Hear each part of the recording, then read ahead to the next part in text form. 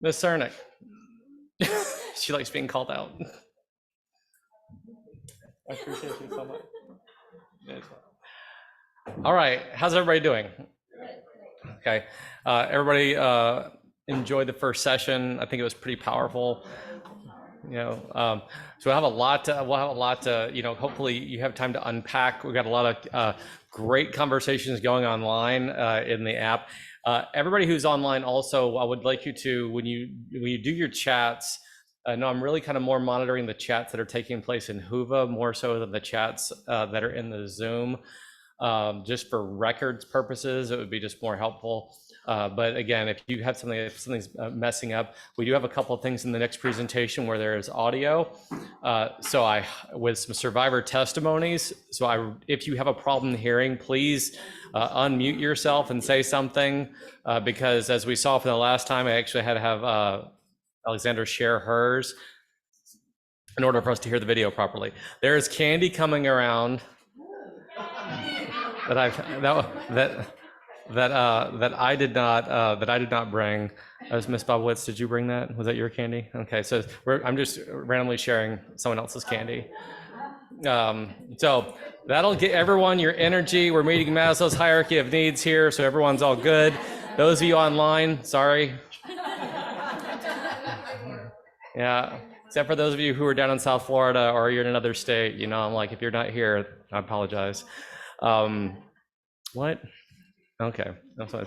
Okay, so our next presentation, I tell you, I was actually just telling some of our colleagues that said I've been really fortunate that the speakers we've gotten here, many of them are coming from other organizations and institutions, and we have really tried to partner. Last year, was it last year that we met? We were at there's a meeting called from AHO, which is the Association of Holocaust Organizations that comes together, and I had the privilege of meeting our next speaker. It's Dr. Nikki Freeman, and she's from the Miami Holocaust Memorial, and I was just so excited to see that she'd be able to come up and speak, because we've had a lot of speakers who are giving their time, their expertise to be able to share. That way you don't have to listen to me for 6 hours a day, because that would be terrible and you'd all be terribly bored. So Nikki specializes in 20th century East Central European history, and her research interests include children and families, migration and displacement in the aftermath of war and genocide. She completed her dissertation titled Our Children Are Our Future, Childcare, Education, and Rebuilding Jewish Life in Poland After the Holocaust from 1944 to 1950, and received a PhD from Ohio State, in 2022. Better than me. Her dissertation is based on extensive research in completed archives in libraries across Poland, Germany, Israel, and the United States. Nikki's received grants and fellowships from Fulbright, Hayes, Yad Vashem, Auschwitz Jewish Center, American Jewish Archives, Bradley Foundation, as well as Ohio State University's Melton Center for Jewish Studies.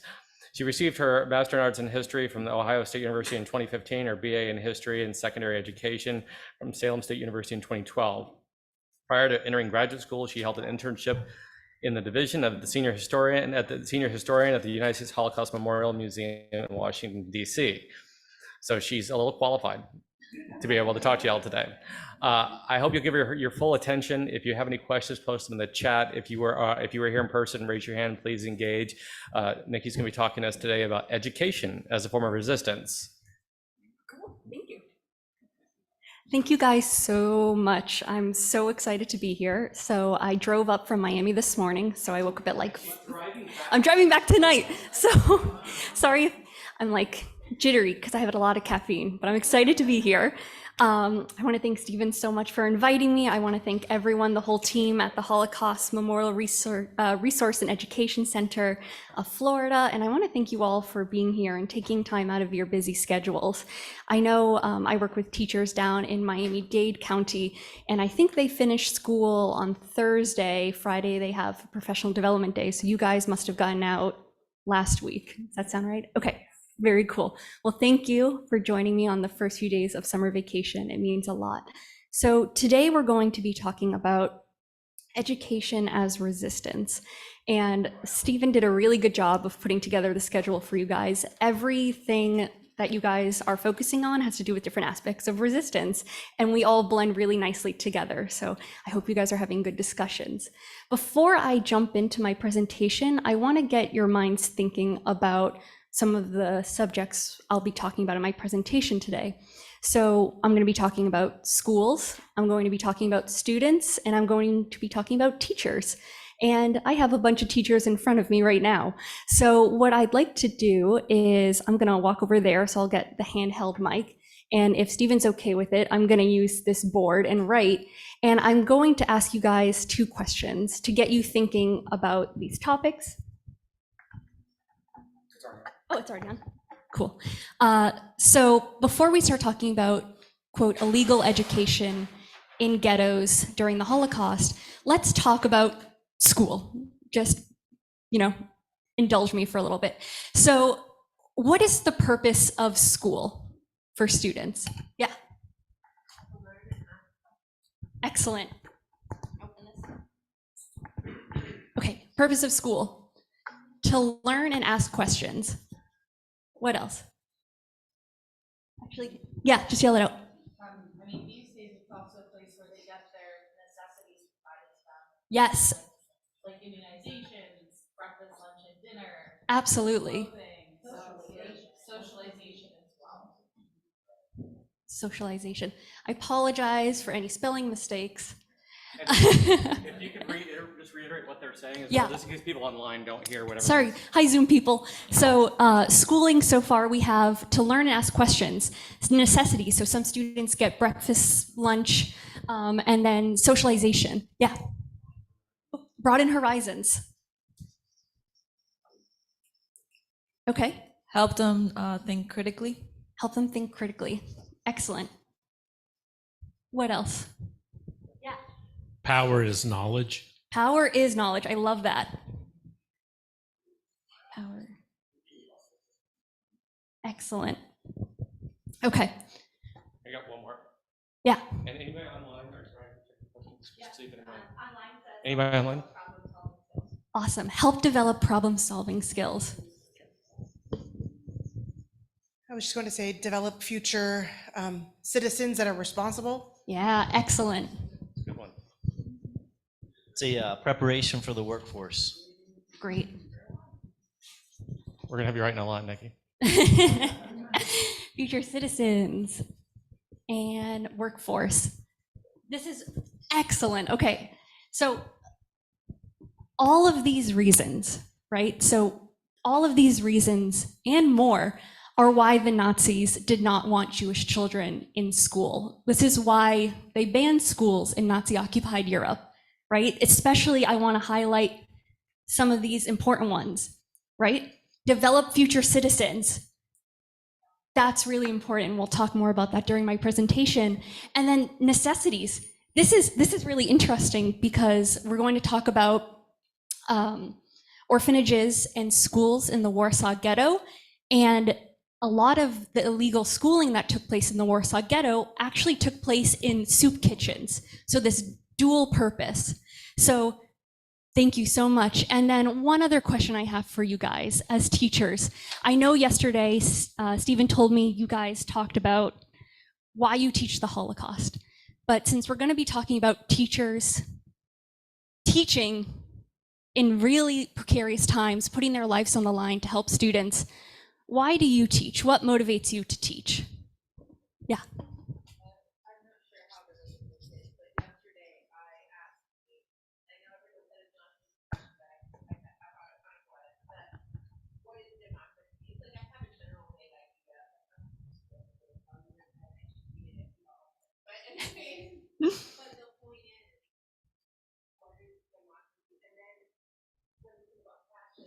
Mm-hmm.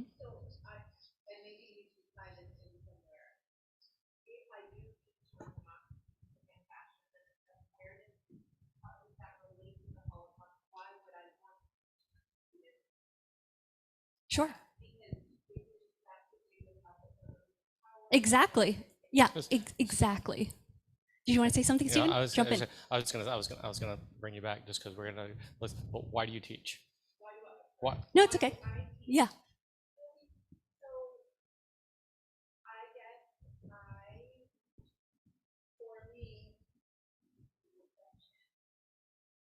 Why do you teach your children if you're homeschooling? If I'm honest, I love my mom and dad. I feel like I have a good relationship with them. But I had two working parents and very tiny of a relationship with them. I was a latchkey kid. And I felt like I couldn't go to my mom when the principal. Thank you for sharing that. I know that's very personal. That's a big reason. And I felt like my junior year of high school, the teacher's like, I'm going through a divorce. You know what? We don't need to learn Shakespeare. Let's take the month off. Stuff like that. That's why I'm going because Yeah, thank you. Thank you for sharing. Anyone else? Why do they teach? Yeah. So I teach specifically because giving students who are going through things like that but don't have that kind of conversation with their parents at home have one classroom they can be in where you can develop character and empathy and be somebody that is that net or safeguard for them. And that includes bringing up difficult topics and discussing how we react to them. And I think just to honor what she said, you could put on the chart maybe like the relationships. Yes, thank you. Yep. Absolutely. Thank you. And we'll also talk about that special relationship between students and teachers, right? And especially during the hardship of the Holocaust. It really was important for these students and for the teachers to keep them going. Yeah. I just had a baby. Hey, So congrats. thank you. I teach because I want to be the teacher for other people's kids that I want for my son. Great. Want to be teacher that you would want for your own kids? I think that probably to help kids envision and have better lives for themselves. Yeah. Because regardless of what we teach them, like at the end goal is for them to have like good lives. Yeah. Help kids have better lives for themselves. If there aren't any more, let's tie this all together. Anybody have anything online? I don't, if somebody could help me with the online responses, it'd be really cool. Yes, I'll get Ryan. What? Just tell me. Teachers, specifically history teachers, are the keepers of our story. To know who we are now, we need to know who we were in the past, and doing so gives us a chance at deciding who we are, who we will be in the future. Awesome. That's great. So I think what really ties all of these motivations together is that care for the students, care for the people that we interact with every day, and why we're here, why we're teaching these difficult subjects, to have these difficult conversations, because we want a better future for them. And then this ties into what we'll be talking about today with this idea of the future. During the Holocaust, right, they didn't know. They didn't know if they would have a future, but they were every day making the active choice to work towards a future that they didn't know if it was guaranteed for them. So thank you all for giving ideas. I really appreciate that. So I'm going to jump into this presentation. So when World War II started in September 1939, there were approximately 1.6 million Jewish children living in the territories that the German armies and their allies would occupy. By the war's end in 1945, as many as 1.5 million Jewish children were murdered by the Nazis and their collaborators. Only 6 to 11% of Europe's pre-war Jewish children survived. Schooling traditionally defines a normal childhood. However, as historian Deborah Dvorak has argued in her research, for Jewish children during the Holocaust, the quote, bizarre became the ordinary in children's lives, and the quote, normal, the most normal events in childhood, like going to school, playing outdoors, became abnormal activities. And as early as April 1933, with the law against overcrowding in schools and universities, the Nazi regime expelled Jewish students from schools in Germany. In fact, an expulsion from school was the first legalized social abuse suffered by Jewish children across German-occupied Europe. So I want to share this quote that I think emphasizes a lot of themes that we'll be thinking about today during my presentation. Does someone mind reading it out loud for me?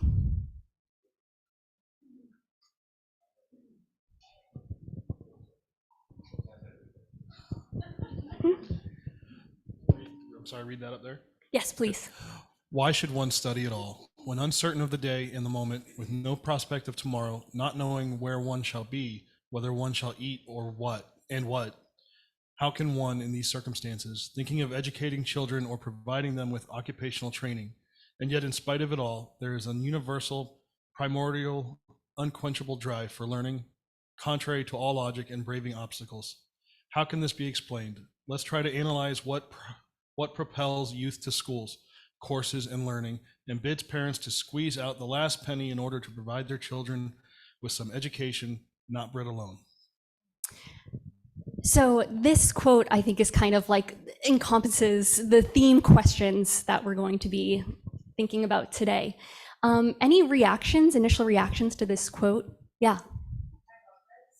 I especially love about the penny and not just the bread. Yeah, because it's relevant even today with our students. Growing up, my mom, like, she wouldn't buy me, treats. She wouldn't buy me, like, dresses and stuff. Like, we were frugal. But we went into Borders. Yes. She could buy me any book I wanted, and there was no limit. Yeah. I remember one time I went out with 20 books. Like, she never limited anything that was educational because it betters you as a person. Yeah. And it helps you unlock different potentials and things you didn't know you have. So I love this. I love how great that is. That's great. Thank you so much for sharing that. Any other initial thoughts or ideas about this quote? Yeah, you have something? Well, it makes me think of a quote by Peter Gintz from his diary about how Yes. the Nazis tore away their chance to learn, and having been deprived of their sources of culture, they would create new ones Exactly. to have a vibrant life. And so as a teacher, what it makes me think is that when we correctly understand learning, learning is living. Yeah. And it's what makes life vibrant. Yeah, absolutely. I 100% agree with you. So this quote is taken from a report on schools in the Warsaw Ghetto from the Oneg Shabbat archives. Is anyone familiar with the Oneg Shabbat archive? Okay, some of us are. So the Oneg Shabbat archive in the Warsaw Ghetto, there was a historian, Emanuel Ringenblum. He saw what was going on, real quick explanation. He saw what was going on in the Warsaw Ghetto as a historian and knew that this was unprecedented, that this was something that had never happened before. So he took it upon himself to recruit others to document what was going on in the Warsaw Ghetto.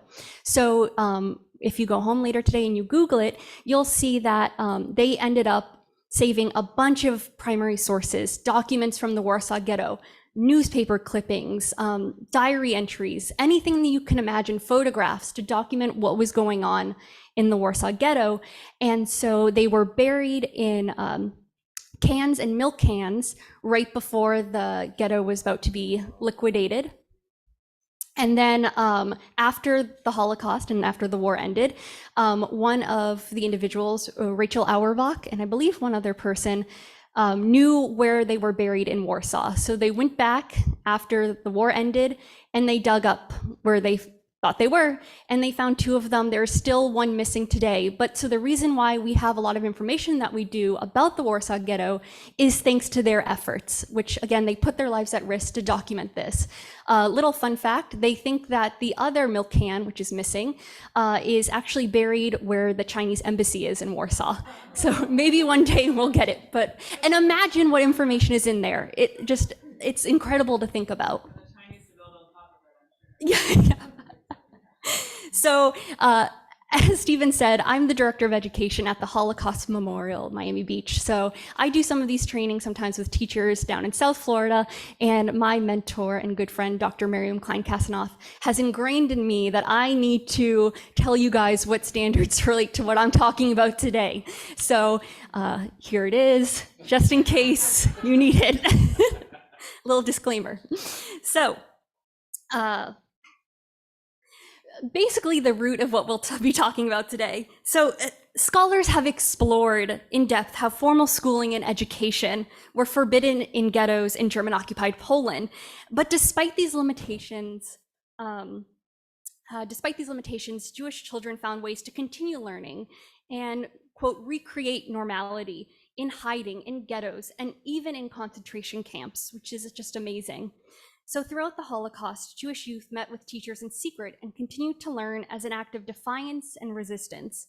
They expressed a strong desire to learn as education provided them a sense of normalcy, which they were desperate for. So, did you guys already talk about these forms of resistance? Okay, so just a quick introduction, which you guys will learn about later. Tomorrow. Okay, excellent. So a little spoiler, this will help you guys be prepared for tomorrow. I won't go into too much depth, but there are what we consider in Holocaust studies and Holocaust education, two different forms of resistance.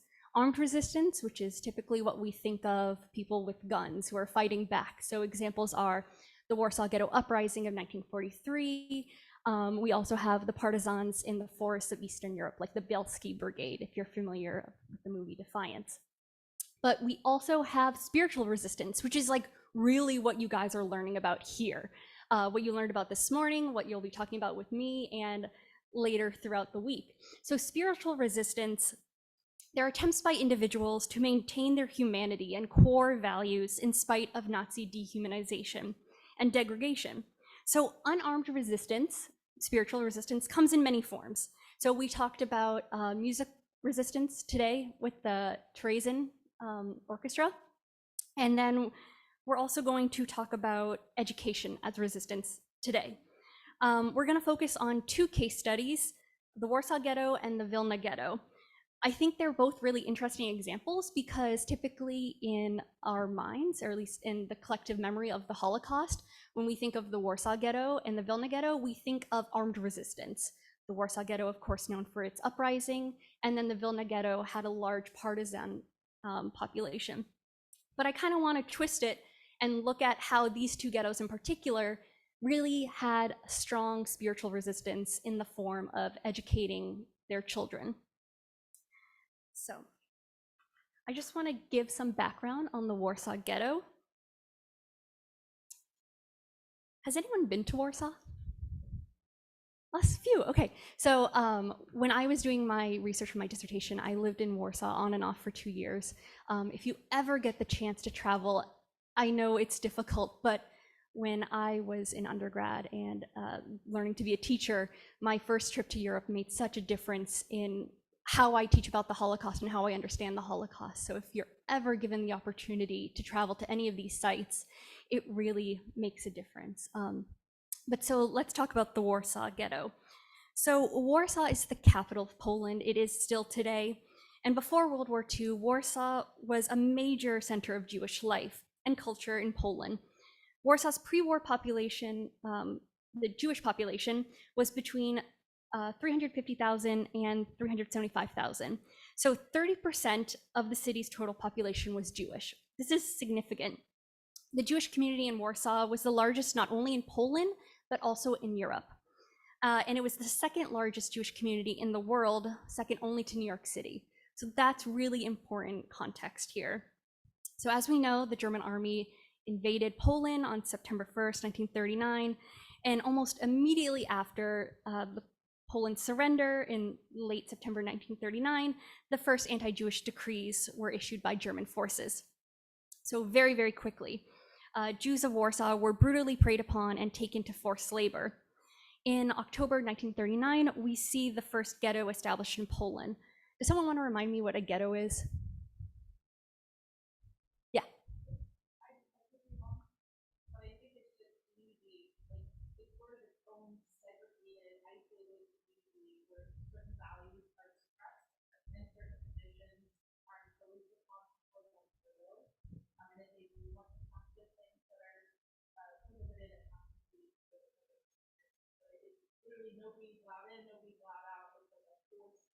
Yeah, so the segregation part is really important. So a ghetto, when we're talking about the Holocaust, it's a temporary measure to isolate and separate the Jewish population from the non-Jewish population. And so we see the first ghetto established in Poland, German-occupied Poland, in October 1939. In Warsaw, we see things move on very quickly. A month later, in November 1939, the Jews were forced to wear a white armband with a blue Star of David. So this is slightly different from what you might see in other representations. Each country had to create their own kind of system for stars. So rather than the yellow star, in Warsaw, they had to wear these bands, which you can see this woman wearing in this photograph from the Warsaw Ghetto. Then in January 1940, they were forced to close synagogues and outlawed group prayers in private homes. We also see at the same time economic measures were taken against Jews, and it led to major unemployment rates among the city's Jewish population. Germans confiscated homes, there was public humiliation, Jews could not use public transport, and they were even barred from walking on certain streets. Even before the establishment of the Warsaw Ghetto, Polish schools were closed to Jewish children, and Jewish schools were banned under the pretext that they would serve as, quote, a breeding ground for infectious disease. So we see before the Warsaw Ghetto is even established, education goes underground. So let's talk about the establishment of the Warsaw Ghetto. In October 1940, the German officials decreed the establishment of a ghetto in Warsaw. This was announced on Yom Kippur, which, if you're familiar, is the Jewish Day of Atonement, and this was done on purpose. This was symbolic. So Jewish residents had 2 weeks to relocate within the confines of the Warsaw Ghetto. On November 15th, 1940, the Warsaw Ghetto was shut off from the rest of the world. So exactly what you had mentioned when you were talking about ghettos, how they were confined and you weren't allowed in or out. So the Warsaw Ghetto is unique because it is known for having this big wall. So the ghetto was enclosed by a wall that was over 10 feet high, and it had barbed wire.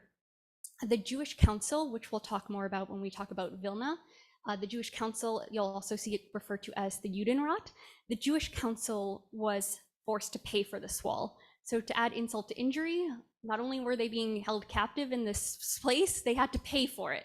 So they had to pay for the wall, and Jewish forced laborers started to build the ghetto wall just a few months in April. The ghetto wall was closely guarded, and it was supposed to prevent movement between the ghetto and the rest of Warsaw. I want to mention here, I know if you stay for the full week, you're going to have Alan Hall, who is a Holocaust survivor, talk to you guys. Alan is one of my good friends. He volunteers at the Holocaust Memorial that I work at, and he often shares his story with students at the memorial down in Miami Beach. While we're talking about the Warsaw Ghetto, keep a lot of this in your mind for Thursday when you hear Alan, because Alan's story, a lot of it takes place in the Warsaw Ghetto. So I'll start to introduce little bits and pieces about Alan. So when you hear him speak on Thursday, you guys will be ready to go with good questions for him. But so the population of the Warsaw Ghetto increased, and because Jews from surrounding areas were forced to move in from nearby towns. And so it was estimated at the height there were over 400,000 Jews in the Warsaw Ghetto, and authorities forced them to move into an area of 1.3 square miles with an average of 7.2 persons per room. 7.2 persons per room. That's crazy. So the Warsaw Ghetto was the largest ghetto in all of German-occupied Europe. So throughout German-occupied Poland, hundreds of clandestine schools and classes were organized inside of these ghettos. I want to make a quick note here. So let's put ourselves geographically where we are. So Poland was divided into 3, but we'll say 2 for the time being. So the general government is German-occupied Poland. And so this is right in the center here. So you'll see Warsaw is in the general government, German-occupied Poland. And then this area right here, this was incorporated to the Reich. So they had different policies depending on where they were. So when we're talking about the Warsaw Ghetto, it's different from the Łódź Ghetto. You might also hear Łódź pronounced as the Łódź Ghetto. And so I mention that because the Łódź Ghetto was incorporated into the German Reich. And because of this, the German authorities for some time allowed a marginally, as normal as it can be, a marginally normal school system in the Łódź Ghetto. So this is just important to note, but just to put us geographically, we are looking at Warsaw, and then we'll later be talking about the Vilna Ghetto, and I'll provide another map. So this is what Warsaw looks like, and then you can see that big chunk in the middle in yellow. That's the size of the Warsaw Ghetto. If you go to Warsaw today, you'll see they have one chunk of the wall that is still standing, and they also have markers on the ground marking where the wall was.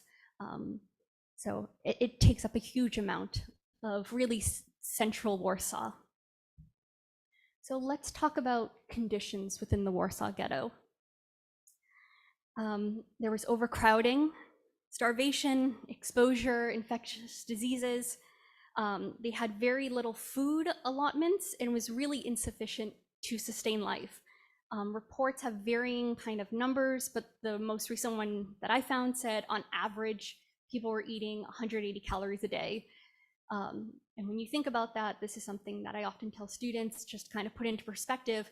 That's probably one of those cereal bars back there, maybe even less depending. So that's how much they were getting every day. From 1940, from when it was established to mid-1942, 83,000 Jews died of starvation and disease.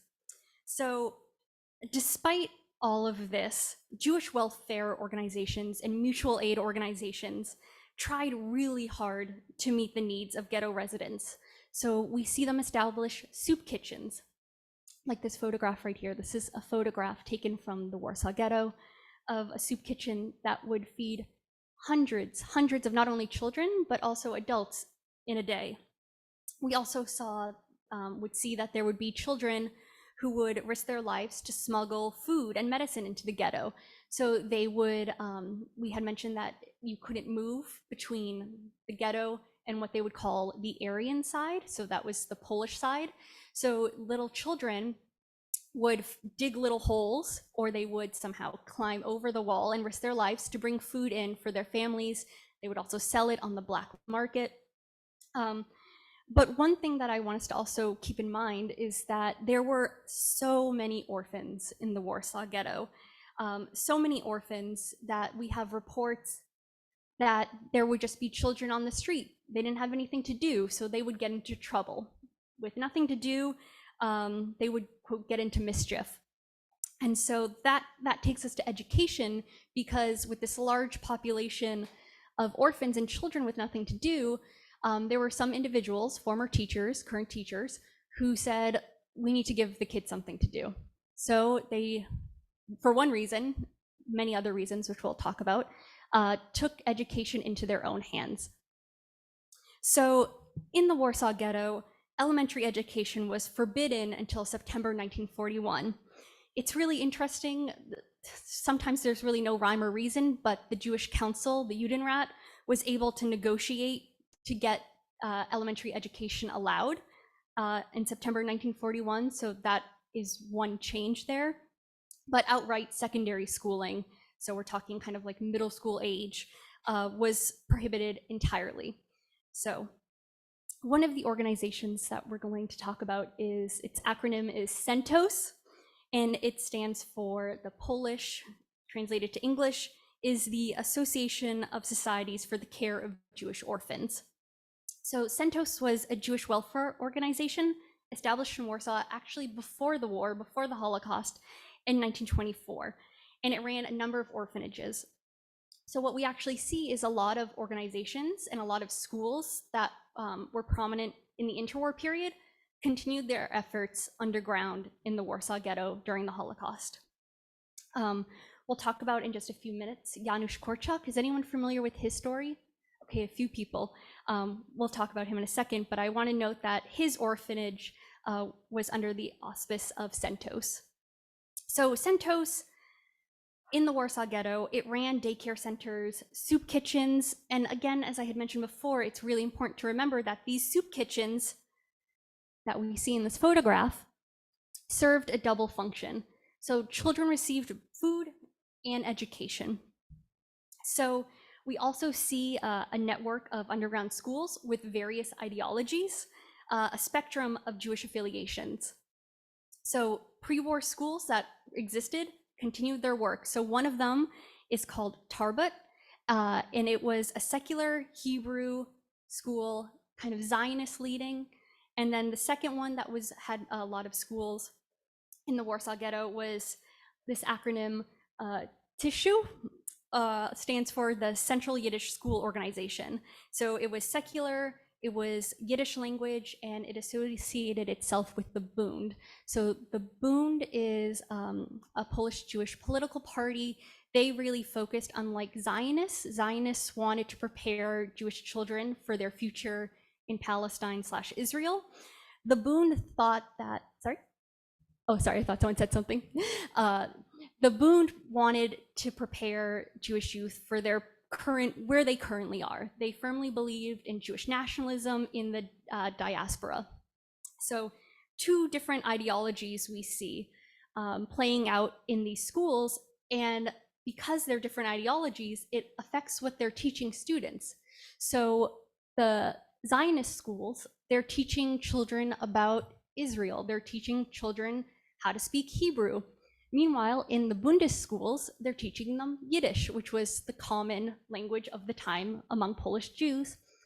And they would also sometimes teach them Polish. So it's important to think about what these students are learning despite everything else going on around them. So teachers met in secret with students, and I want to include a few quotes here from the students and the teachers themselves.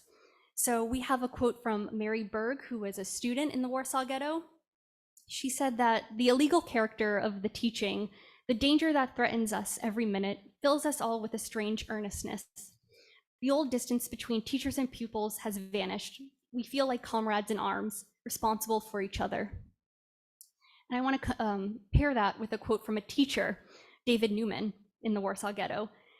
I love teaching. It gave me a sense of accomplishment. I was so engrossed in the work that I sometimes forgot we were living in a time of terrible war, a war with unforeseen consequences. So I think those two quotes are just really powerful. We see that despite all of this, there were still problems. There were very few school supplies.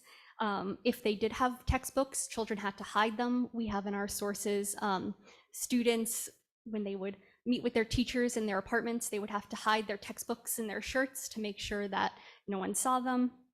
But again, what I really want to emphasize, and what I hope you get out of this, is that this gave the students, and not only the students, the teachers, something to look forward to forget their hunger, forget their problems. When I was sitting here and listening to the documentary you watched this morning, it reminds me of a quote of one of them said was, the music made them forget their hunger, right? So very similar thought process here when it comes to education. Before we go to this testimony, are there any questions so far? No, okay. So we have a Holocaust survivor testimony that you can use with your students if you would like in the classroom. It's from the USC Shoah Foundation. A little background. This woman is Vlatka Mead, and she was born Fegala Petel in December 1921 in Warsaw.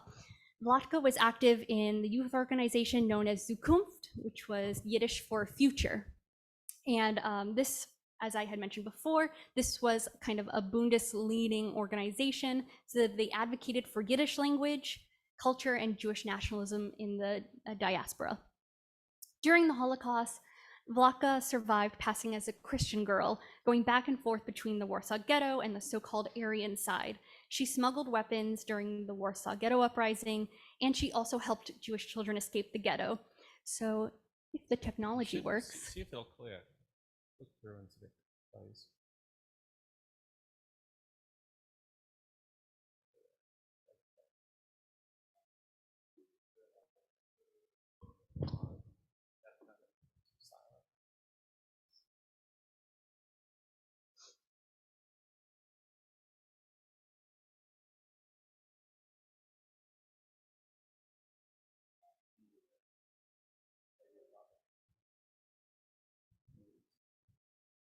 Everyone in line, just hold on just a second. Yeah.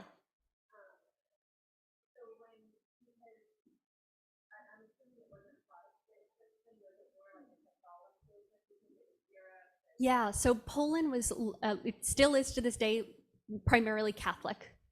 So we would also see, so I mentioned how Vlatka would help some Jewish children escape. And a lot of times they would have placed these Jewish children who escaped the Warsaw Ghetto in convents. So they would stay with nuns. And while they talk about technology, I'll also give you a little more insight into what that experience was like for Jewish children in hiding, specifically for Jewish children who were young and were so young that they didn't remember their parents.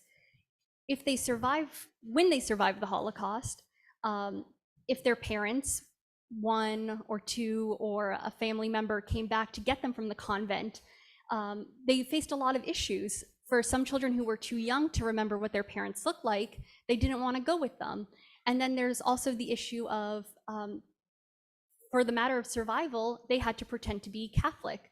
And in order to pass, they had to learn how to do the cross, pray, all of these things. And so in the post-war years, we have some really fascinating but also depressing stories of children having to relearn how to be Jewish. And there were a lot of issues of children not wanting to go back to their parents because if they were so young, they didn't know anything else. We also have some examples of nuns, wanting to keep the children, Polish families blackmailing their families and saying, if you want your child back, you have to give me whatever the equivalent of $1,000 is. So these are some interesting post-war examples, just to go to show that when the Holocaust ended, when the war ended in May 1945, the trauma did not end for a lot of survivors. Okay.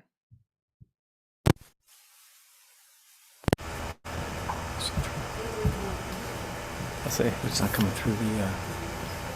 Yeah, that's what I'm trying to send it through the.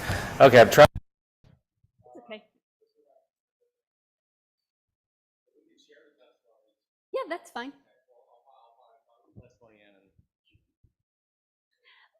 Essentially what she talked about, which you can watch later when Stephen sends you the link, is how she was involved in some informal education. There were her youth organization, they put on their own lectures, which is interesting because this was motivated from the youth themselves, right? So the youth wanted to learn.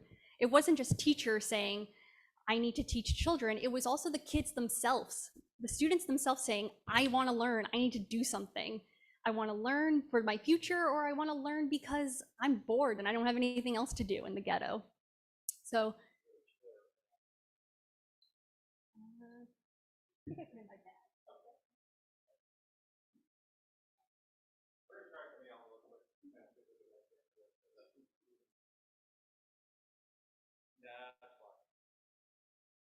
Everyone's gonna get a really cool USB.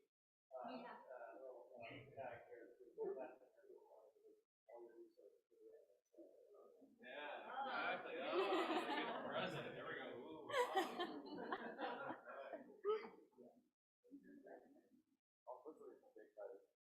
Can you want? I'll see if I can fix it when you go. Okay.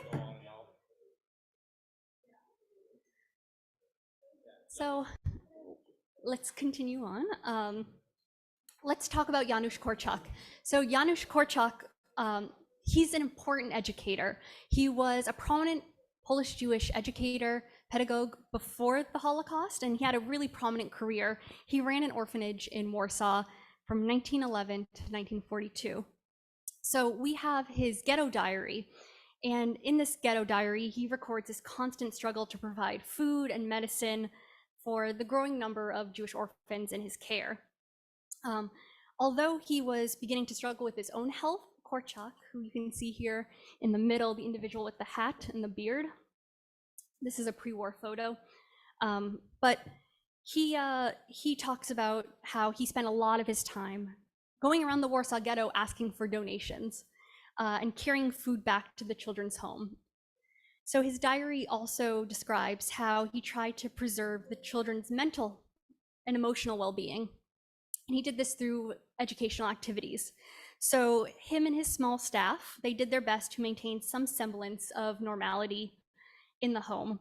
They did daily routines despite the miserable conditions in the ghetto. They kept children focused on their studies. They organized lectures, concerts, theatrical performances.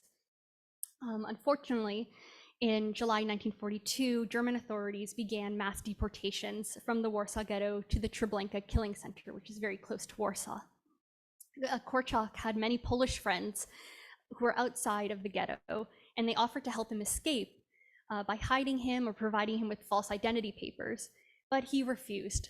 And he stayed with the children even as German authorities deported them all to their deaths at Treblinka in August 1942.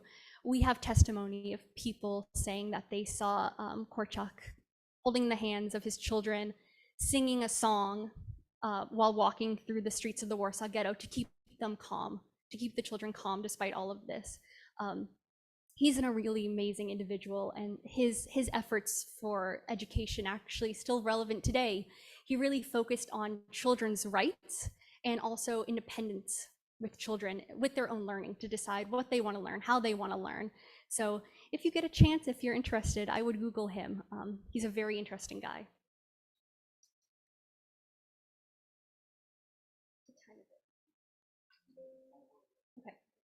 I have a primary source that I wanted to share with you guys, but I think I'll just share with you later. I have another primary source that I want to talk about with the Vilna Ghetto, but let's move on to the Vilna Ghetto now.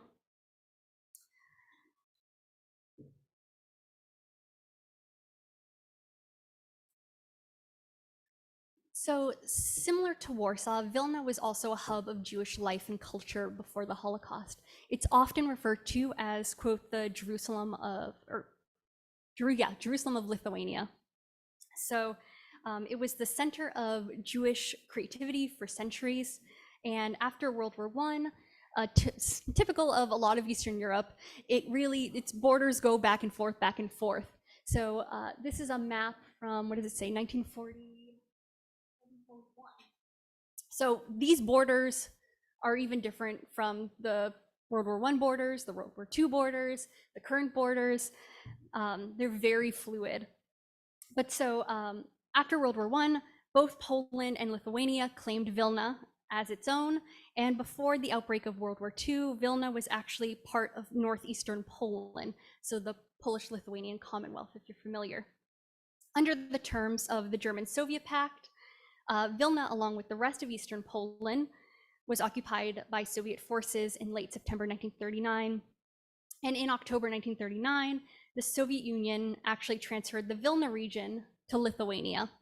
This was very short-lived, and Soviet forces reoccupied Lithuania in June 1940, and in August 1940, it incorporated Vilna, along with the rest of Lithuania, into the Soviet Union.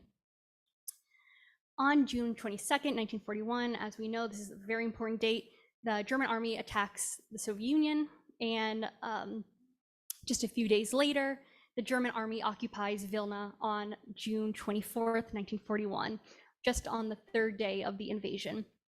Shortly thereafter, the Germans, with the assistance of local collaborators, this is important to remember, began to murder thousands of Jews in the nearby Ponary forest. So this is a forest right outside of Vilna. Locate ourselves. We were talking about Warsaw, the general government, we're in occupied Poland, and we see Vilna very yellow. That's where we are exactly now. Oh, maybe. There we go. So there's Vilna, there's Warsaw, and right there, if you're interested, there is again almost in the general government, but incorporated. Oh, sorry, Zoom people, sorry.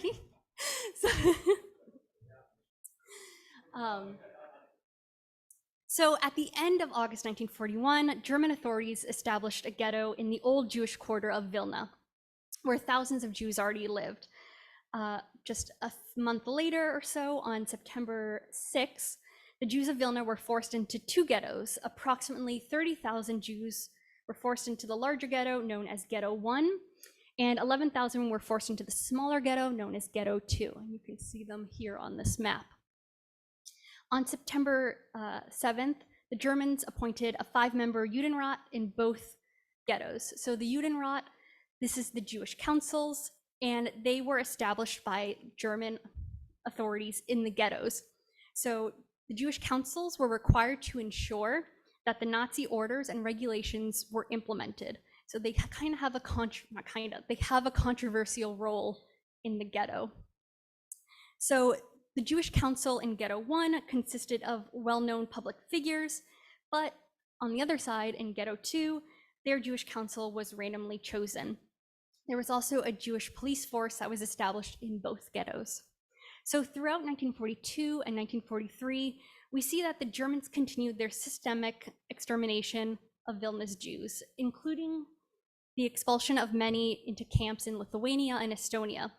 But despite this, cultural and social welfare activities continued in the ghetto, and the Jewish Council was actually helpful in these efforts. So they created departments to assist with food, with health, with accommodation. They had different departments for social work, for education, culture, and finances. There were also associations of lawyers and teachers and writers, artists established. And there was actually a library. And this library included an archive with much material about the ghetto, including theater, orchestra, Hebrew and Yiddish choirs, and a music school.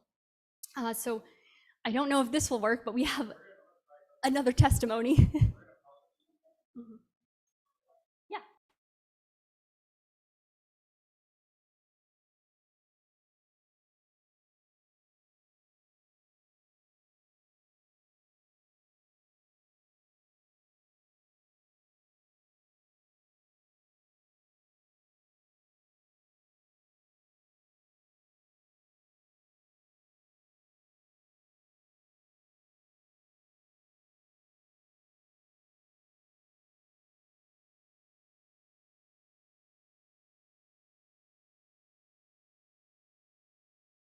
Did you hear about the chimney sweeps? You know what they did? They brought in food through the chimneys, right? So my mother was very brave. She opened up a little store. She used to buy the food from the chimney sweeps, sell it in the ghetto. We had some food, and the chimney sweeps had places where to do. And this is the way it was a little money. It was turning. If we had some, as I said before, there were some valuables like dollars, there were some gold coins.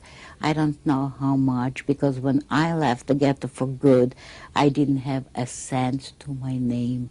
I didn't have a penny. It was sudden. There were days where they would take you in right next to the Torwache. There was like a room, a store, and tell you to undress. But there were days where you could just go in. And people smuggled in anything under the sun, anything they could lay their hands on. We lived in the apartments that where we existed. Actually, it was 5 men to about 16 people in the apartment that had to be fed. And those were all children, all women, actually. So if we wouldn't risk that to bring it in, it wouldn't be there. And I was fortunate. 2 men out of those 5 did get caught smuggling in, and they got shot. They never returned. What would be a typical day for you as a young kid? In the ghetto, yeah. Probably going to school, going to this trade school, for lack of a better term, or learned woodworking and things like that, with some other subjects that were fairly mundane, but nothing very elaborate. But again, I was 12 years old, 13 years old, so that whatever 12-year-olds should be familiar with. But other than that, I would get together with my friends, would play cards, play chess, there was theater, I mean live theater. We find a place like a few families together in one small apartment and everybody the same thing they find. We was with other families in the same place. We didn't have where to sleep. One was sleeping on the table. We were sleeping, I remember, in one bed. And we were sleeping, I, my sister, my mother and father, like herring in a face. And my father over there started to work. When he was working, what was the work? He has to go out from the ghetto and to go in a place where over there it called Gendarmeria. And over there he was working like a shoemaker. And I and my sister and my mother and my other aunts and uncles, we was in ghetto. And the uncles also went out to work because the women in this time they didn't work. Crowded, hard, although the ghetto had a life. There was passive resistance. We had theater, we had schools, we had one of the largest libraries in town was a Jewish library, Strashun Bibliothek. Where was that? Do you remember? This was on, it's called Strashun Bibliothek, and it was on the same street we lived on. It was its original place. There was, the ghetto area had also, there was a secular high school. It was called the Real Gymnasium. So we had schools, we had a hospital. Okay. The schools were forbidden, but we still had schools. We had active theaters. So you went to school there? I went to school there for a short time. Which school did you go to then? There was no which. There were What? little enclaves with instructions. There were teachers. They would take a group of kids to teach them.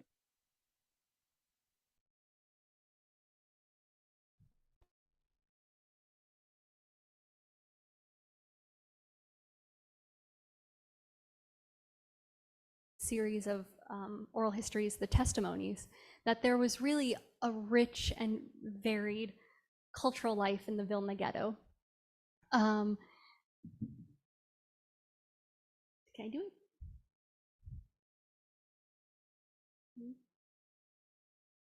Okay.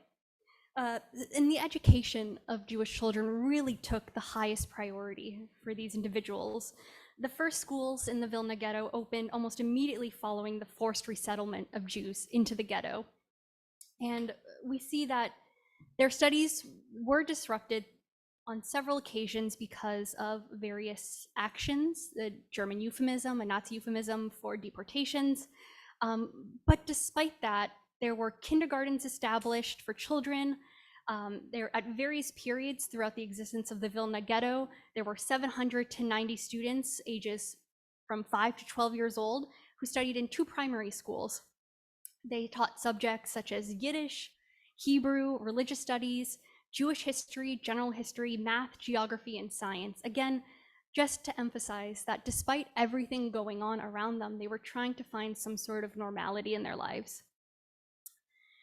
Just like in the Warsaw Ghetto, there were informal lectures organized by the youth themselves, and educators and the education of youth really played a special role within this kind of atmosphere of destruction during the Holocaust. So in order to protect the emotional well-being of young children and students, despite the looming peril, they tried their best to educate them and keep things normal. In addition, there were also different trainings, agricultural, vocational, so they would have skills that they would need once this was all over. Again, this idea of looking to the future. They had some sort of hope that this would all end eventually, and when it did end, they would be ready for the next steps. So I do want to turn to a primary source activity. So I have a training as a historian, background is history, social studies. So I got some primary sources from or for you all. I'd like if you could indulge me in an activity. I think for some social studies teachers, this could be something useful. I adapted this activity from Yad Vashem's website. Yad Vashem is Israel's Holocaust Museum and Center. And the larger activity has to do with cultural resistance in the Vilna ghetto, but I pulled sources just about education. So I'm gonna share them all with you guys, and then if we could have a discussion about the sources, that would be great. Yes, they are on Huva, and I have physical ones right here.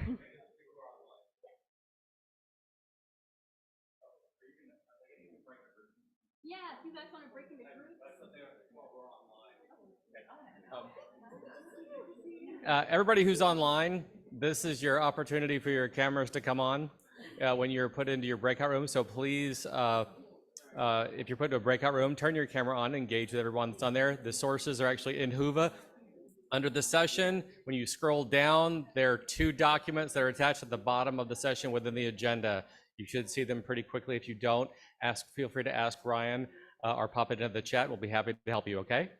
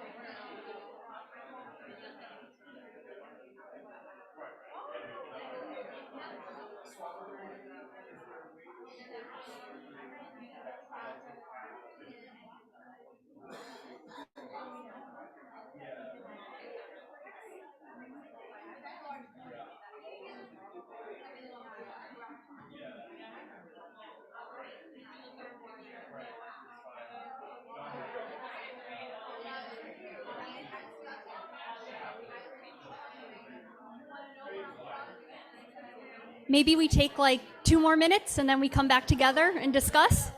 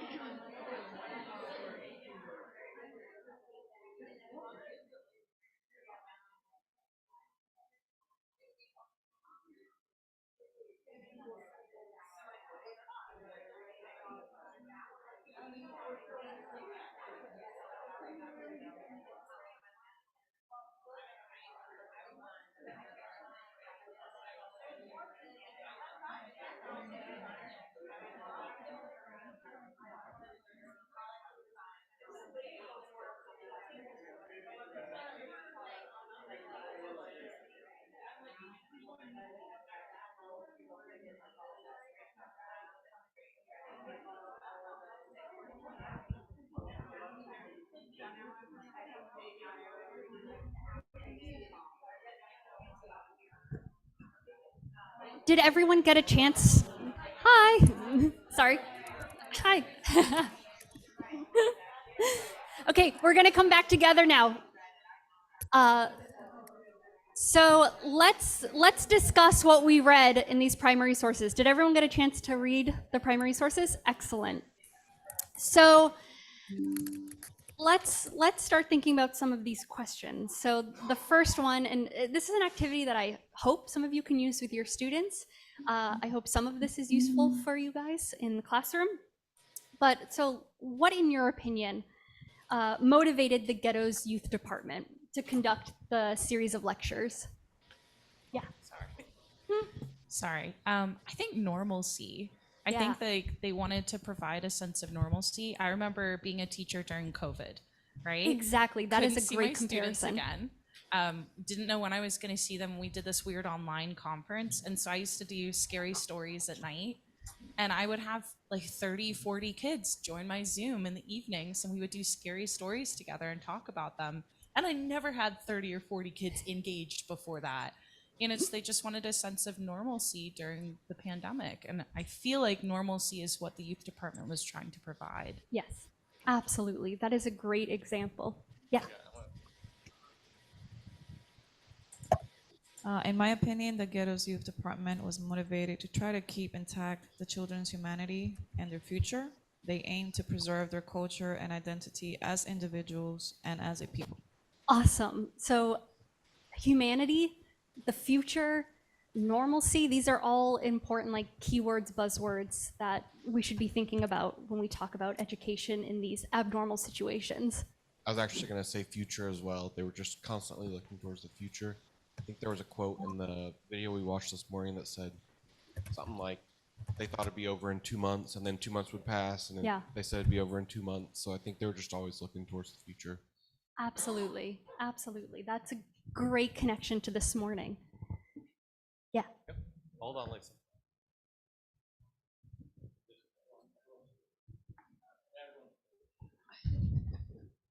We were kind of identifying that all these different ghettos, independent of each other, not knowing about each other, are all resilient.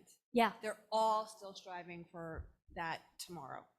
Yeah, and I think that really just gets to the heart of humanity, right? Like the human story. What are we going to do when we go through hardship?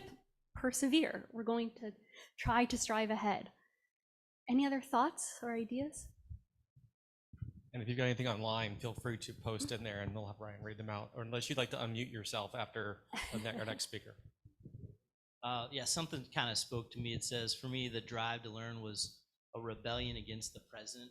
I think for some of these older kids, it might have been, a big middle finger to Germany. Yes. Like, screw you. Yes. I can't, rebel with, sticks and stones, but I can rebel in this manner. Yeah, that's exactly it. That is a great point that I will return to in my conclusion, but awesome. We had something right here, Stephen. Yeah.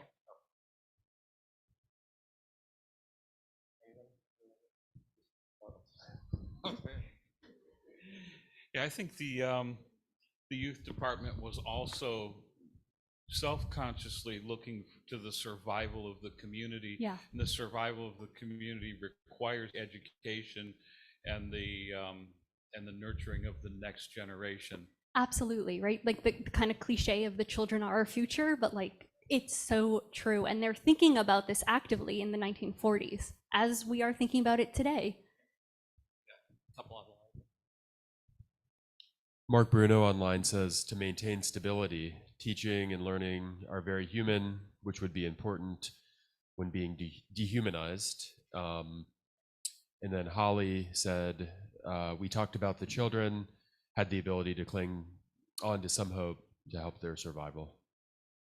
Great. So just for the sake of timing, I'm going to move forward because I still want to tell you guys about the Holocaust Memorial Miami Beach and what I do there, the two different hats that I wear, the historian hat and then the director of education hat. Sometimes they overlap. Work?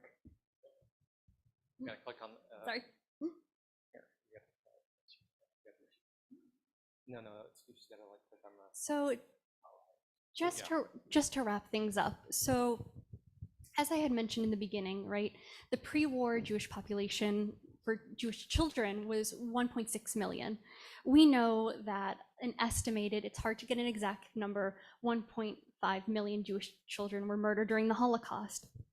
So an estimated around 150,000 to 180,000 Jewish children survived the Holocaust. So survived the ghettos, survived concentration camps, survived in hiding. And so this kind of chapter is really what my research looks at, is the life after. So the continuities between pre-war, Holocaust, and post-war life.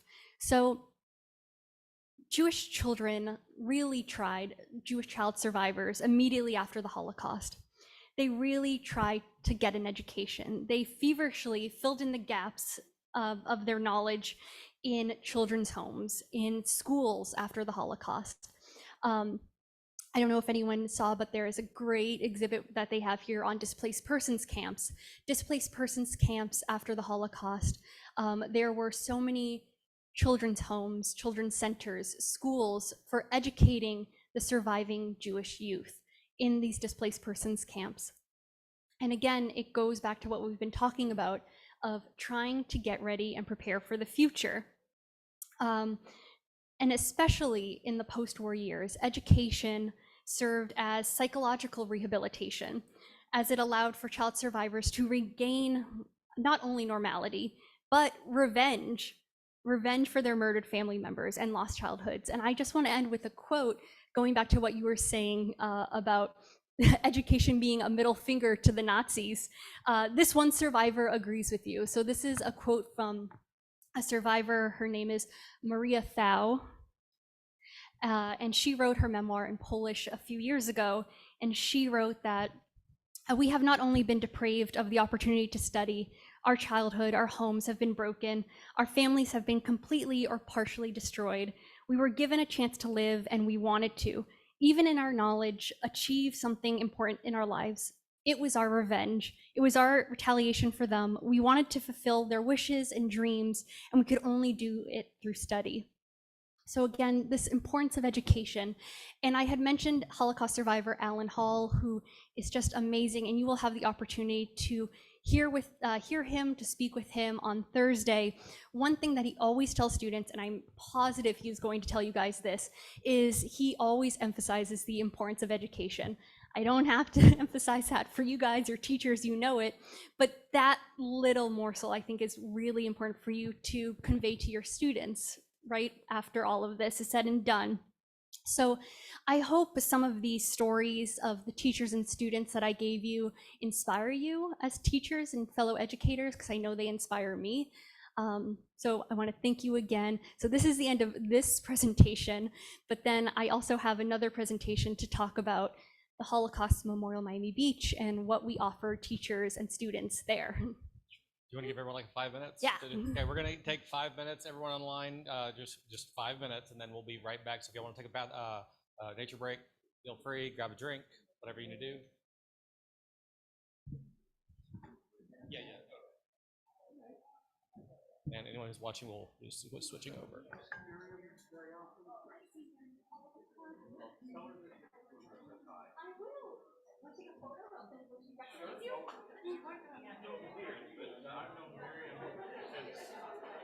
I love Miriam. She has been such a mentor for me and like a good friend. Like, I have a very, very happy memory of sitting outside Oxford College with her when we went to one of the conferences in Great Britain, all the way back when Elizabeth Maxwell was holding these remembering for the future conferences. that's awesome. Great. Let's take a photo for Miriam. Sure. So nice.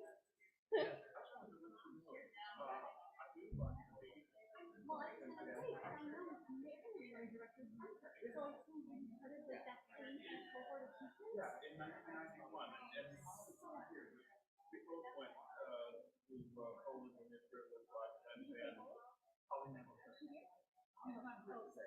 unfortunately, she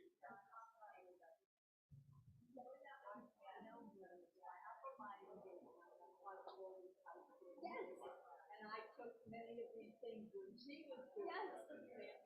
Mary will be so happy to know that there are people here. Thank you so much. Thank you. I remember walking down then, and it was so funny because this was pretty early in my career as a Holocaust educator, but also the Holocaust education field was not developed as it is now. And it has a survivor of the ghetto financial which was walking down the street at 8 saying, yeah, okay, there was and those apartments on the other side, that's about where I don't care about this. and of course, almost nothing survived as far as from that, but he knew basically where he was. But then he would say, in the same breath, he would say, their mother's milk. But over there is where this guy lived who just pulled in who else lived. It's over there. And it made me think, if you were in the experience, you can have both of those things in your mind at the same time. Yes, and they're not contradictory. No, not at all. Absolutely. And, it was really. That is such an experience. Oh my God, once in a lifetime.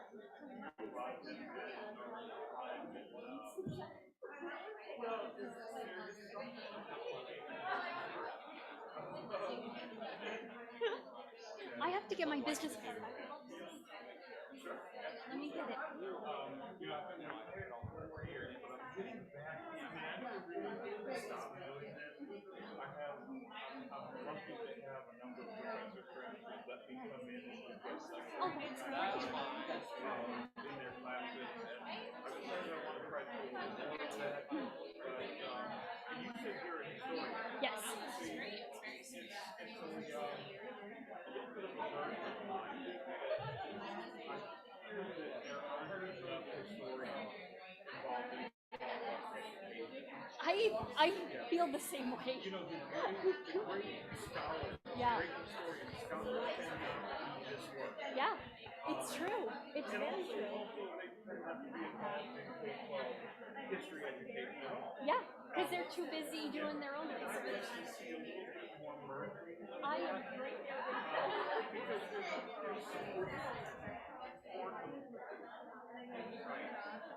historically correct understanding of the Holocaust that I think a lot of kids don't get if they're not exposed to that.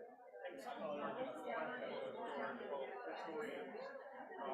ways of thinking. Chronology is important. Dates? Contingency is important. Also, and this is something that on everybody.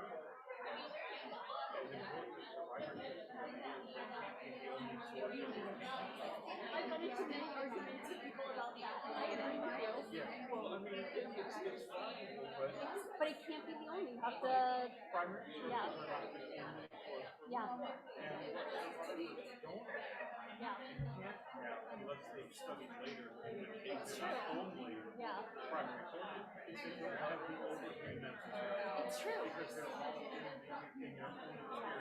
And memory also, right? Like the problem with memory is that sometimes they don't remember or like. Or more importantly, I think their memories get corrupted by what they learned later. Yes, yes. Think of how many people That's think very they true. passed by Mendele and Auschwitz. That's exactly it. Every survivor says that. When in reality, you know, sometimes he wasn't there. Yeah. There were other people. Yeah. And It's I have a friend who, I'm sorry, even though even being young, as time goes on, more and more of the survivors know who don't. Yeah. And already at your age, you probably didn't have a chance to know a lot of survivors who were already adults. It's true. At the time It's of true. the Holocaust or older teens. Yeah. You know. A lot of our survivors that I work with are now, they were child survivors. And they have different experiences. They have children's memories. Exactly. And those are extraordinarily valuable. Yeah. And it's a good thing they're coming out now because probably they didn't come out when there were a lot of older survivors alive. But I have a friend who survived Auschwitz, and she just frankly turned to me and she said, you know more about what happened to me than I know. And I said, well, that's not true. But what I really have is a picture of what was going on around me with things you could not have done at the You time fill in the gaps. because nobody was telling you. Exactly. Nobody came to the survivors and said, oh, by the way, here's what we're doing elsewhere. Yeah. Here's why we're doing this now. Yeah. And here's what was said at the meeting that decided to do this to you. Exactly. You know, nobody told them that. They didn't know. Yeah. And they did it because they're thinking people. They're trying to fill in those gaps. Yeah, it's true. But it's necessary for historians. I'm so. To fill those I wish I was here.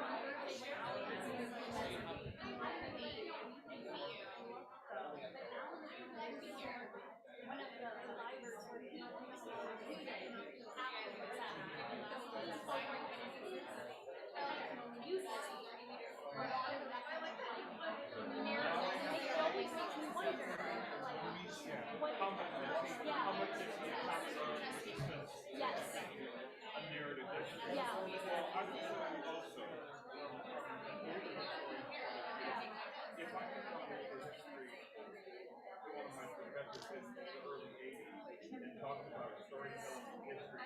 Get out of here. Nonsense. It's true. But now because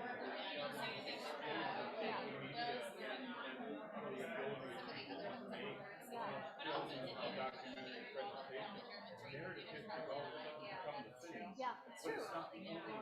It's a very easy to be able to remind everybody else. Yeah. Storytelling is not the only Yes. Yeah, I agree. It's valuable. It's valuable to get kids interested. Yeah. You know, but you gotta move from there to either understand. Uh-huh. I'm not prepared to say unequivocally, but I think when you read those. All right, I think we've gone well past 5 minutes. Oh, sorry. And everybody online. Yeah. 5, 4, 3, 2, and 1, please. Thank you so much. Sorry.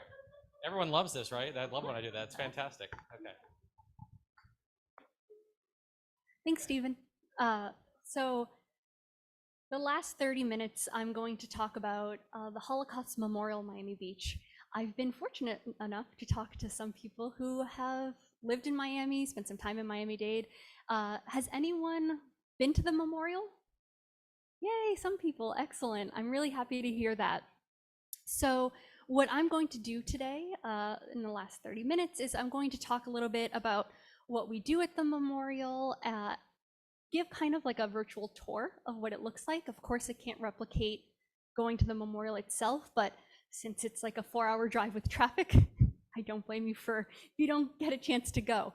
But yeah, take the train. Yeah, please. Come visit us. Actually, I would love, after this, I'm going to give my contact information, my business card.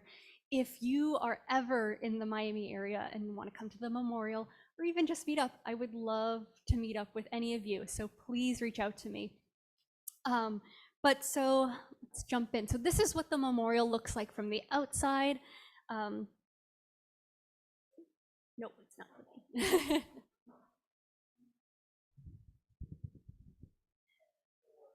There we go.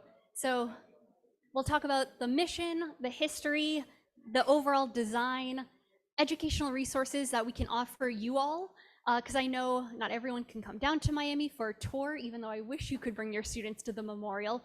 We have lots of online resources on our website. And I want to also tell you a little bit about our new education center, which hopefully will be completed in a year and a half, 2 years, if we're lucky. So our mission. So the Holocaust Memorial Miami Beach is dedicated, I'm just going to read it, is dedicated to ensuring the permanence of Holocaust memory.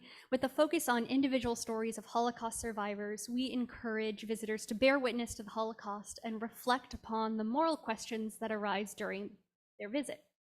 Our educational and cultural programming fosters critical thinking, fosters critical skills essential to being active and responsible citizens in a pluralistic democratic society. The memorial serves as a space where all members of South Florida's diverse community can come together, embrace our differences, and increase our understanding of each other. So one of the main things we do is we have school groups come to the Holocaust Memorial. We have thousands of students come and teachers every day during the school year. And one of the key components of a visit to the Holocaust Memorial, as it says in our mission statement, is focusing on individual stories of survivors. In South Florida, we are fortunate to still have many Holocaust survivors who are still with us.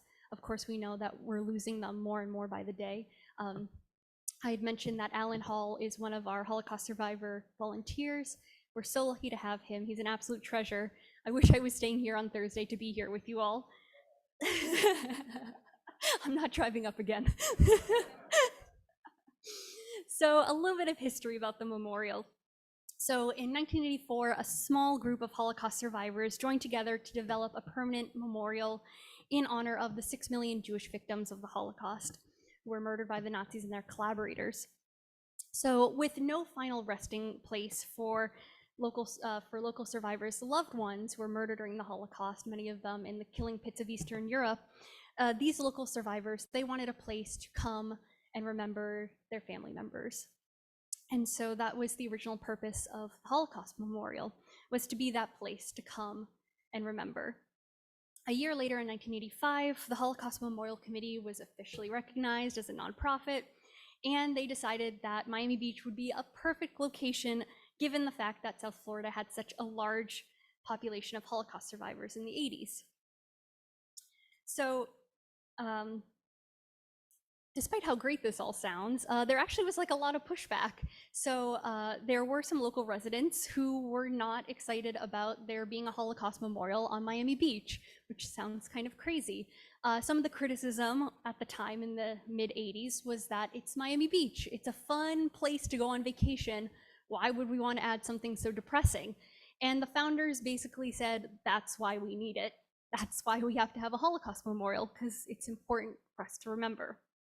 So despite these complaints, they obviously succeeded, and the Miami Beach local government approved the creation of the memorial. So you'll see that our address is 1933 1945 Meridian Ave. That's actually our address, amazingly. Like, it's fate.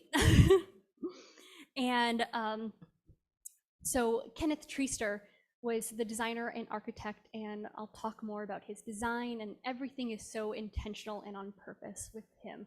And it's a really beautiful and powerful statue.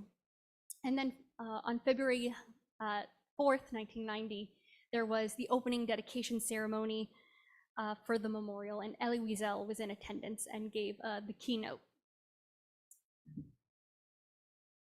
So let's talk about the design. So I'll do kind of a virtual tour. You also will have an option if you would like. We have an app on our app store, or the app store, and then also on our website.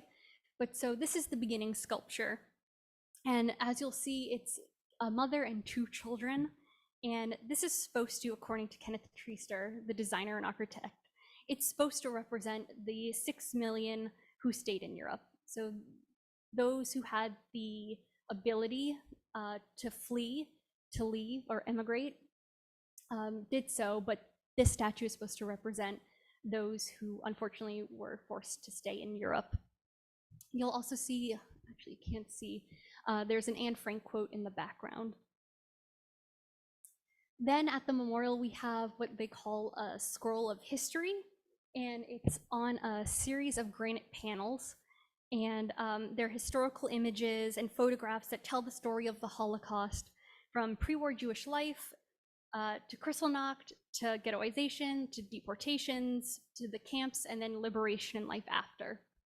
What I think is really interesting is that part of the founding committee, there were Holocaust survivors, and one of them was Dr. Helen Fagan, who was a Holocaust survivor of the Warsaw Ghetto and also later became a Holocaust educator. So she was responsible for writing the text that you'll see under the photographs and selecting the photographs. All the photographs are from Yad Vashem, which again is the Holocaust Museum and Resource Center in Jerusalem and Israel. So after you walk through the scroll of history, it takes you to the Dome of Contemplation. Originally, when Kenneth Treister came up with the idea of the memorial, he didn't actually want large groups to visit. He didn't want to accommodate lots of school groups like we currently have. His original intention was the memorial you were supposed to go to by yourself and kind of take it all in silently with like self-reflection. And so this area is really where we let people go when we give tours, so they can kind of walk on their own. And if you see, I think, okay, this is the inside of the dome, and you'll see the photo's not too great, but if you come visit, everything is intentional. So the inside of the dome looks kind of like scratch marks, which is supposed to make us think about scratch marks on the gas chambers, people trying to escape. And then it'll take you through this pathway called the Lonely Path. And it's a tunnel that kind of gives a false perspective, and it gets tighter and tighter, kind of giving you a sense of anxiety. And it's supposed to have enough entrance for just one person. So you're supposed to go in like kind of a single file line. Along the tunnel, there's also names of several camps and ghettos and killing centers that have connections to the local survivors who are in the founding committee. And then this is kind of what we're known for, the hand. It's called the Sculpture of Love and Anguish. And so one of the questions that we always get asked is, what does it mean? And unfortunately, or maybe fortunately, Kenneth Treister doesn't give us a straight answer on what it means. It's really up to your own interpretation. He says that he can't describe the meaning in words because he's a sculptor and not a poet. And so when you see it and when you visit it, or just looking here, whatever you interpret it to be is a correct answer. It sounds cliche, but there is no wrong answer for this interpretation. And so he decided to call it the Sculpture of Love and Anguish because those are two strong emotions that were experienced during the Holocaust. And then you'll see there are little vignettes all around the hand depicting scenarios, bless you, of love and anguish. So brother helping brother, mother holding out a baby, this kind of contradictory love and anguish. And we also have a memorial wall. And so these are names of individuals who were murdered during the Holocaust. We have about 30,000 names currently on the wall, and they're all added by people who come visit us. So if you have anyone that you would like to be added to the wall, feel free to reach out to me and we can do so. We add names once a year around Yom HaShoah, or Holocaust Remembrance Day. So we just did it in early May. And then the final sculpture, the mother and the two children that we saw at the beginning, this is unfortunately their sad fate for the 6 million who were murdered during the Holocaust. And we contrast, we have an Anne Frank quote in the beginning, which is a bit more optimistic. We end with an Anne Frank quote, that is a bit more realistic, pessimistic, I guess. The sad reality of the situation. So some educational resources that we have for you all on our website. So this is what I had mentioned. We have on our website and an app. You can do a virtual tour of the memorial, and it's you can see the URL up there. It's also really great because we have it's divided thematically.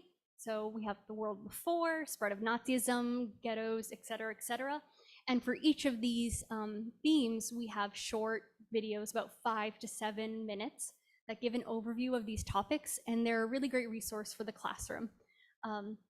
One of the things that Stephen had mentioned is I'm going to give you a USB.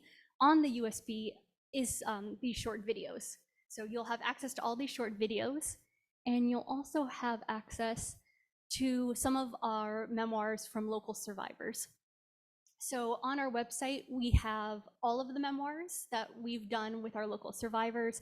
On the USB, I think there's only 6 of them, and those 6 have accompanying lesson plans for middle school and high school students on our website. One of the memoirs that is on the USB is Alan's memoir. So if you would like to go home and read his memoir tonight before you hear him speak or after, that's an option. What else do we have? We also have an online streaming collection. So we have different documentaries with teacher's guides and lesson plans. They're all password protected, so all you have to do is shoot me an email and I will get you access to the films. And then finally, looking to the future. So we started construction literally like 2 weeks ago on our new education center. We're so excited. So this is what it's going to look like. We'll have the first dome right there is going to be a welcome center. And then these two are going to have dimensions of testimony. How many people are familiar with dimensions in testimony? Okay, some. So dimensions of testimony, or DIT, is a really exciting, innovative project from the USC Shoah Foundation. There's actually, Stephen has a little setup of dimensions in testimony right outside. So when you leave, you can give it a test. There's at least 5 people in here that should have all raised their hands for that. I'm like, it's like that classroom where no one was paying attention. But... So Dimensions in Testimony is, it's based on hundreds of hours of footage, of questions, of survivors, one specific survivor story, and you can ask it questions. So as we've said before, unfortunately, as we move further and further away from the end of the Holocaust, we're losing our survivors. So one of the solutions is Dimensions in Testimony. So we won't always have our survivors to ask them questions, but we'll have this technology to ask them questions to the best of technology's ability. So if you would like to try it out, on your way out, there's a setup of Dimensions in Testimony right outside. And thank you so much. I really appreciate spending the afternoon with you. You guys are great, and please feel free to reach out to me if you have any questions. I also have stuff to give out to you guys. Okay, so no one get up yet. Just while Nikki hands out a few things. Hopefully everyone got a lot of today's sessions. Yes? Fantastic. That was the whole principle. Yesterday as we started talking about lessons, pedagogy, practice. That's going to be the theme going through the entire week as we talk about resistance. If you've got any Make sure to fill out your reflection logs that you've got here. Also, my in-person folks, do me one little favor. I'd really appreciate it. If your space was like nice and this tablecloth was nice and blue and I could see it, when you came in, when you leave, if it could leave it like that, I'd be really, unless you're leaving your stuff, that's fine. But like your water bottles, I don't count that as stuff, or food stains or debris, just because our volunteers would like to spend the rest of the afternoon cleaning up. I'd really appreciate that. Just be mindful of the space. Does anybody have any questions about tomorrow? Tomorrow morning, we're going to be starting. Everybody, real quick. Oh, well, hold on. Tomorrow morning, I'm going to talk louder. Miss Bobowitz. Jenna. That was Jenna. I couldn't tell who was talking. Oh, I'm calling people out. Okay. Tomorrow morning, the way the session is going to work, Joni Sherman is going to be here. If you want to get a preview of anything, if you walk through the hallway on the way out, there's a hallway path that actually tells the story of Joni's father. And actually, if you've got a question about Joni in advance, I tell you, Miss Patel has actually used Joni's father's story in her class for quite some time. She'll probably be brought to the front of the room to have to do a show and tell tomorrow. I never know. And then tomorrow afternoon, Mark Gregel is going to talk about forms of resistance. I'm actually going to pick him up at the airport tonight. He has been a friend of mine for quite some time. He is a former fellow at the United States Holocaust Memorial Museum. He's presented on the Sarajevo Roses. He's done comparative genocide studies. He's a really engaging speaker. He's almost as wonderful as Dr. Freeman. But everyone we have this week is going to be fantastic. Please post any questions you have in Huva. If you have anything that you need, anything you need to request. If you have any exceptions, I've had a lot of people who have actually already reached out to me to tell me I need to leave 10 minutes early. I'm not going to be online for this. I'm going to be going back to Gainesville. Things like that. I'm okay with that. Just let me know so I can know how to count your time and your hours. Okay? Thank you all very much for everything. If you have any questions, feel free to ask. Other than that, we're going to leave a few minutes early today. Hold on, real quick. Let's. Okay. So this is a USB. This has the films on it, and the short films, and then also some of the survivor memoirs. So it looks like a credit card. Let me show you how you pop it open.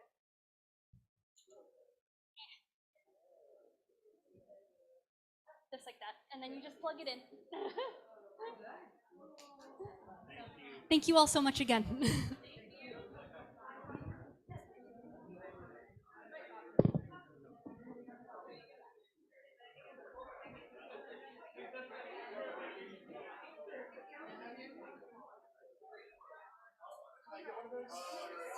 Thank you so much for everything.